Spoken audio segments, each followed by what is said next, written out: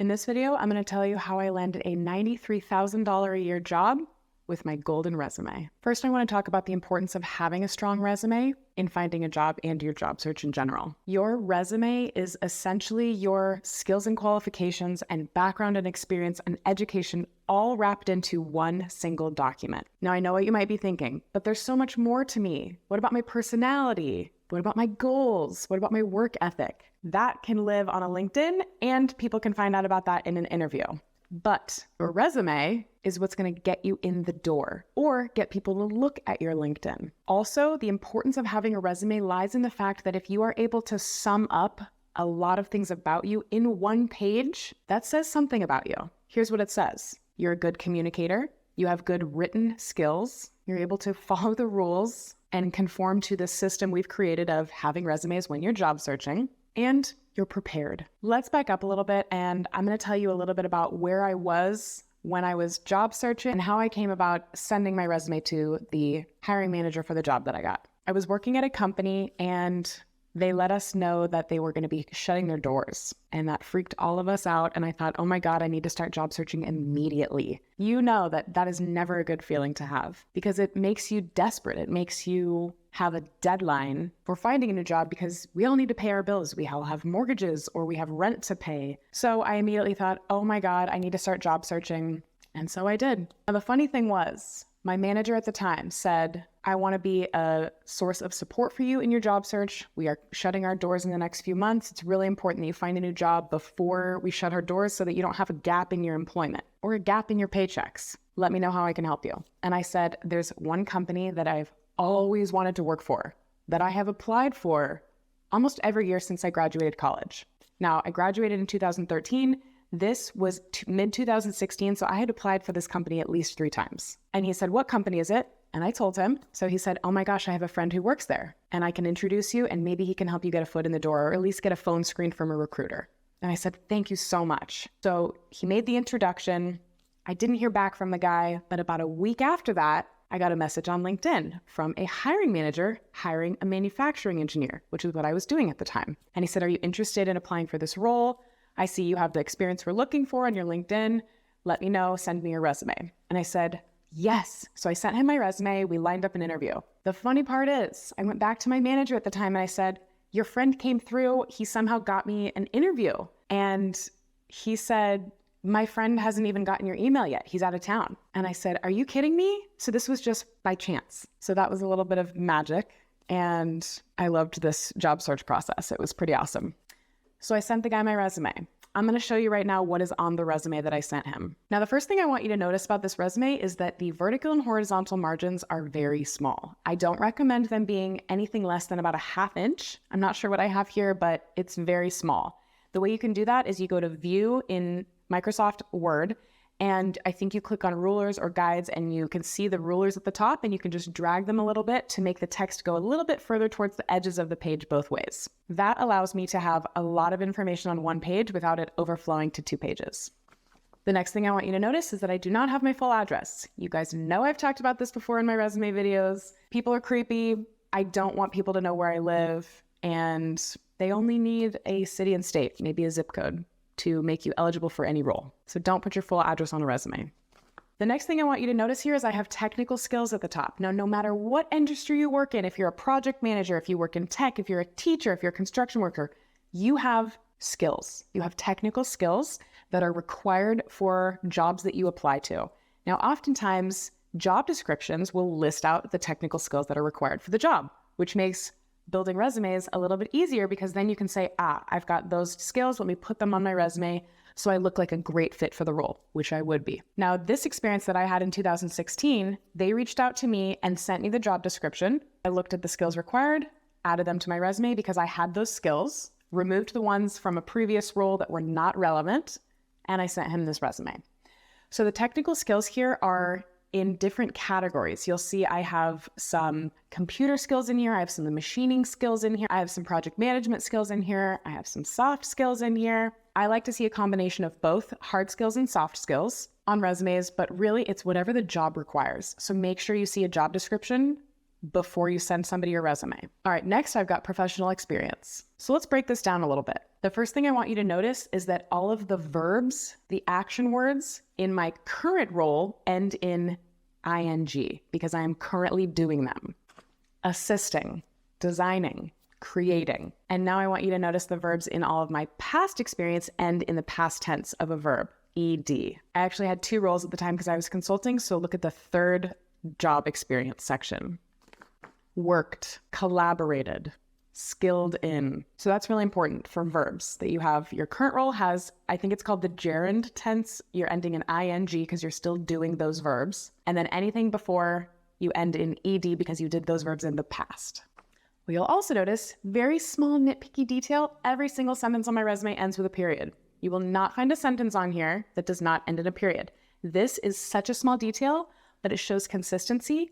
And if you screw up with this, meaning if you have some that end in a period and some that don't, a recruiter might notice that and think, they don't have attention to detail, or they lack consistency, or they work in a rush and they didn't look this over twice before they sent it to me. Next thing I want you to notice, which is also a very small detail, but it's part of what makes this a golden resume. I do not say the day of the month which I started working at all these companies. I have the month and the year. Now, what I'm doing here essentially is I'm conveying the most amount of information possible with the least amount of characters. When a hiring manager or a recruiter looks at your resume, we don't want them to be fatigued or tired out or exhausted from the massive amounts of text you have on your resume. We want them to be able to pick out dates, skills, years, titles, numbers, quantities, numbers of dollars you made for the company, things like that. They're going to skim your resume. Hardly anybody reads a resume line by line by line by line. So we don't want to exhaust them with too many words, too many characters. Now, another thing I want you to notice about this golden resume is the skills I have listed up at the top. I have incorporated them into almost every line item down below. A lot of people can say they have skills. That's easy. That's free. But can you put them into a sentence? I used this skill to make this impact. That's what is my entire experience section. And you should do that too. Another thing I love to do with my resume is I like to use justified alignment. Now, what that means is if you'll notice, some of these lines go all the way to the end, and I think that looks nicer instead of being left justified. You can do this using the text formatting tools at the top of the ribbon in your Microsoft Word document. Lastly, what I want you to notice on this golden resume is I have my education at the bottom. I want you to take note. I am not listing a bunch of certifications or awards or licenses or publications that are not relevant to this job. I think I have probably 1 certification on here and it's at the top and it's relevant for the role. It's okay that you have lots of licenses, awards, publications, and certifications, but if they're not listed as required or nice to have in the job description, do not include them on your resume. Only list what is required for the job. Again, we don't want to fatigue or exhaust the reader with things that they don't need to be reading, that are irrelevant.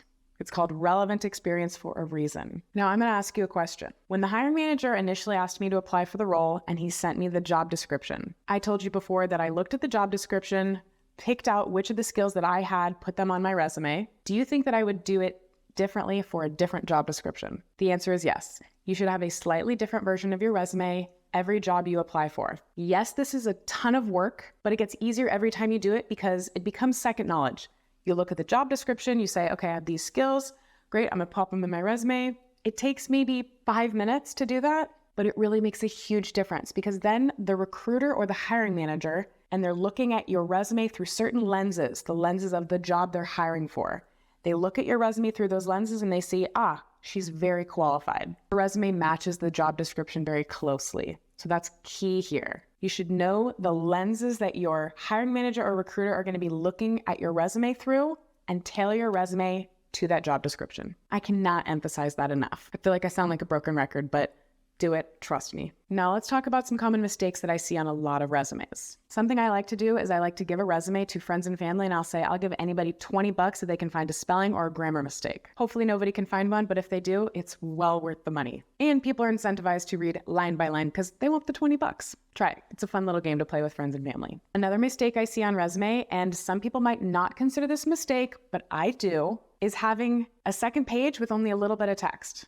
If you are going to have a second page, And it's definitely okay to do so on a resume if you have over 10 years of experience. It's important that it's a full 2 pages. You don't want to have 1.25 or 1.5. It just looks messy, and it looks like you could have rearranged some things so that it could have fit on 1 page.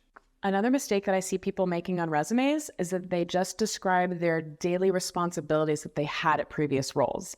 But what's really important to do is you can describe those responsibilities and in the same sentence, mention the impact that those things had on the company's goals or the company's mission as a whole. You really want a recruiter or a hiring manager to be looking at your resume and being able to taste the impact that you had at a previous company, the goals you helped the company reach, the impact you had at the company, the money you helped the company make, the money you helped the company save, changes you helped implement at a company, such and such, things like that. Another mistake I see people making on resumes is using 3-letter acronyms or TLAs that are not common industry knowledge. So every single acronym that you saw on the resume that I just showed, the person that is viewing it, the jobs that I would be applying for, they know exactly what V&V stands for, verification and validation. They know exactly what FDA stands for, Food and Drug Administration. They know exactly what an ECO is, Engineering Change Order, or an NCR, Nonconformance Report. So whatever industry jargon is, make sure that people know what those acronyms are. And if they don't, spell it out. Makes your resume a bit longer, but it doesn't leave people going, what does that stand for? Now let's talk about the fun part, the actual job offer that I received. This is a copy of the job offer I received in August of 2016.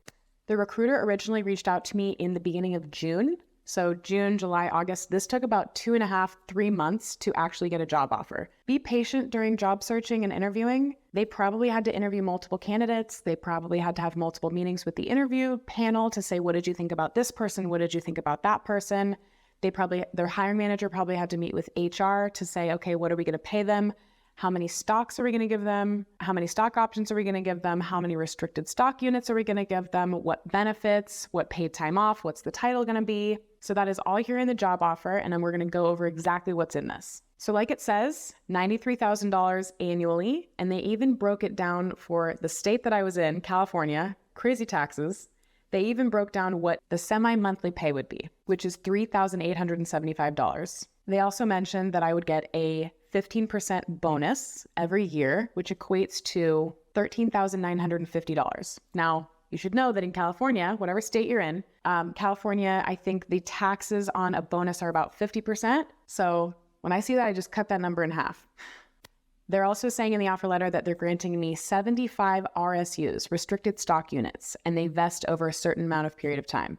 This is what people call golden handcuffs. They want me to stay for at least 4 years, so they're giving me a lot of money, and a quarter of it vests each year. I did end up staying at this company for over 4 years, and I used all of that stock, which was about $300,000, to buy multiple houses. If you can, I highly recommend you get a job with a company that is a publicly traded company. Stock is awesome. They also grant me 75 shares of stock options, which also have a vesting period. Stock options are slightly different than restricted stock units. If you're curious about what the difference is and how you can leverage those to maximize your wealth, let me know in the comments. I'd be happy to do another video talking about this. So that's it for this video. I hope you learned something. This was the resume that I used to land a job that paid $93,000 a year, plus lots and lots of benefits, stock options, and bonuses. And you deserve a job like that too. If you've been job searching, drop a comment. Let me know, how long have you been job searching? Have you ever heard somebody say that you should look at the job description and take elements of that and pop them into your resume? I'm very curious. If you want lots more resume tips and job searching tips, follow me on my social media channels, including LinkedIn, Facebook, Instagram, and TikTok. There's lots of great content there. And I also do interview prep and resume reviews. So let me know if you are having difficulty job searching. You shouldn't have to do it alone. I have always had help when job searching. Now I'm happy to say that I can give help to you. So let me know what assistance you need and I can be there for you. Don't forget to like and subscribe, and I will see you in the next video.